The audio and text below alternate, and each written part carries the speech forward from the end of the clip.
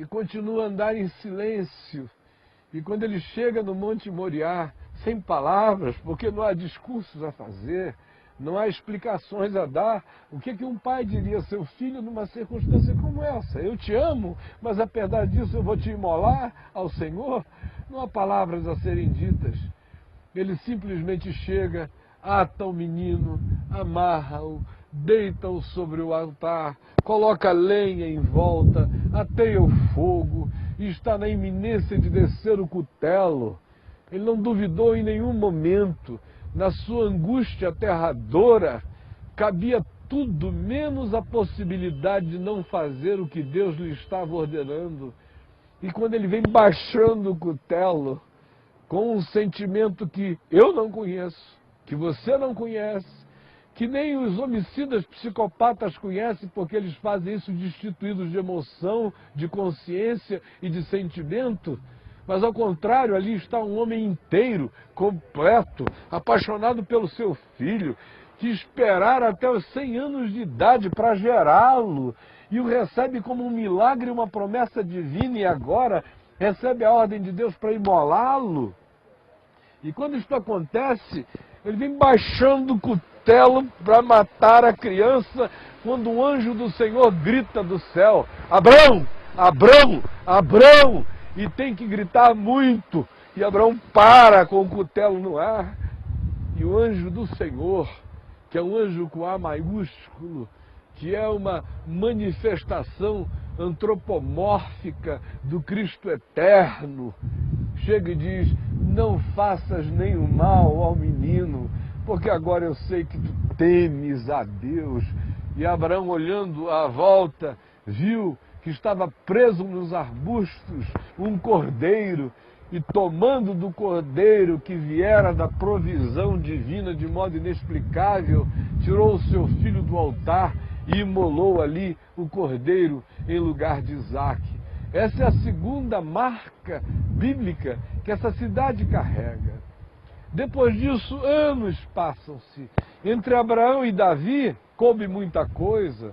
Coube a vida de Isaque, que carregou no coração um trauma permanente, a ponto de que o livro de Gênesis, todas as vezes que se refere a Isaque, diz o seguinte: o Deus de Abraão, o temor de Isaque e o Deus de Jacó, porque o que ficou no coração de Isaque acerca de Deus foi um temor sublime, inamovível, um trauma do eterno.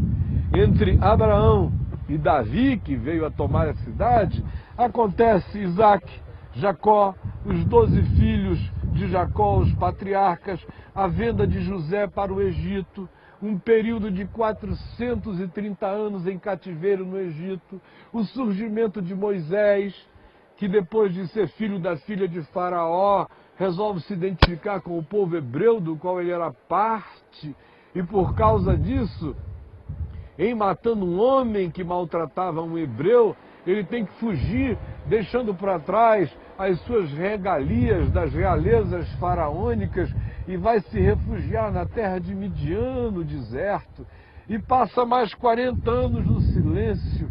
Ele já estava com 80 anos de idade, quando uma sarça ardeu milagrosamente para ele no deserto, e Deus lhe falou dizendo que fosse ao Egito para libertar o povo com sinais, prodígios e maravilhas.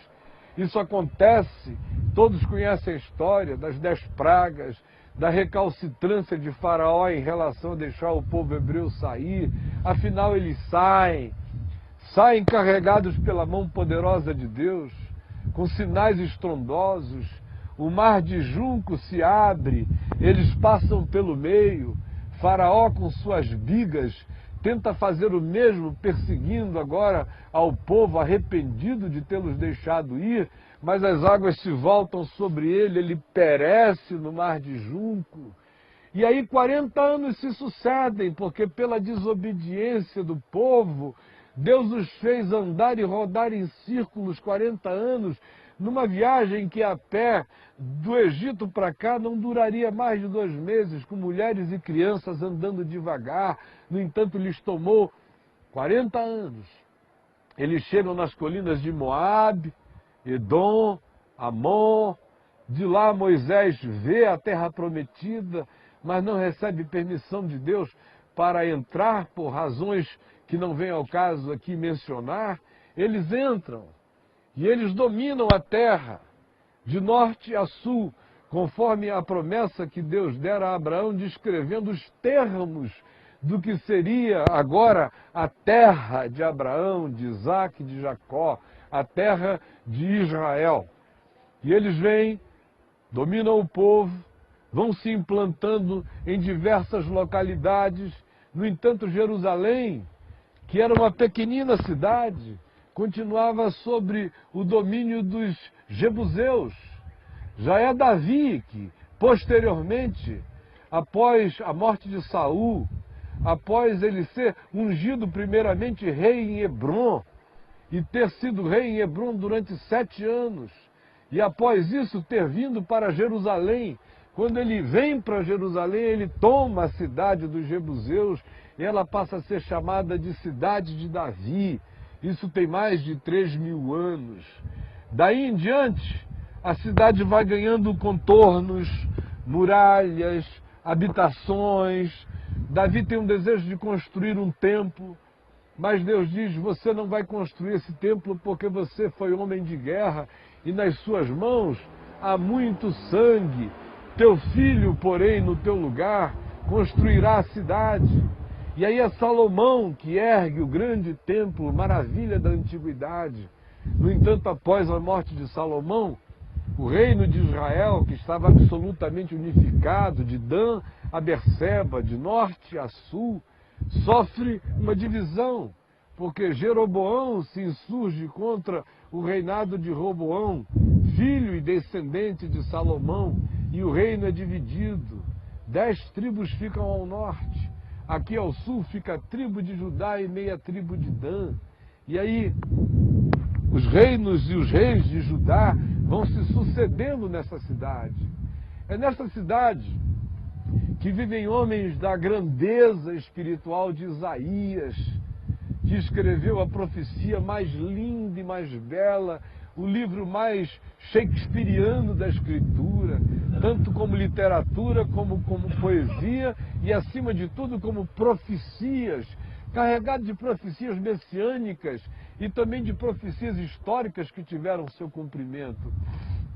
Foi nos dias de Isaías, e mais precisamente no reinado de Acais, que Senaqueribe sitiou essa cidade com milhares e milhares de homens e humilhava os que estavam lá dentro, dizendo: qual é o Deus que vai poder salvar vocês de mim? Vocês vão morrer de fome e sede, mas a cidade é minha. E o rei Ezequias, triste, cansado, infeliz de ver a sua impotência contra o poderio de Senaqueribe, vai ao templo, rasga as suas vestes, por baixo delas há pano de saco, ele se humilha diante de Deus, e aí Deus envia o profeta Isaías até ele, dizendo: olha, a palavra do Senhor é simples, pelo caminho pelo qual Senaqueribe veio, por este mesmo caminho ele vai voltar. Nessa peleja vocês não vão ter que usar aparato de guerra nenhum.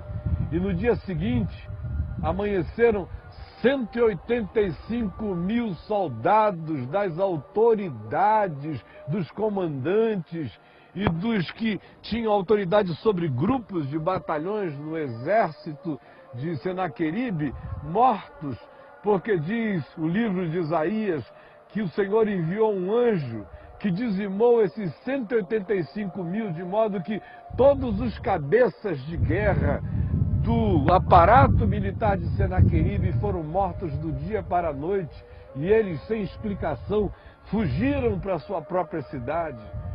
Foi aqui, dentro dessa cidade, que profetizou um homem como Jeremias, que é uma alma de uma sensibilidade extraordinária, praticamente um ser depressivo e esmagado diante das revelações de Deus que lhe diziam que por causa da idolatria, do pecado, por causa do sincretismo que havia em Jerusalém entre o culto ao Deus vivo e verdadeiro, e ao mesmo tempo culto a deuses estranhos, a Astarote, a Baal, aos Baalins, aos postes ídolos, e mais do que isso,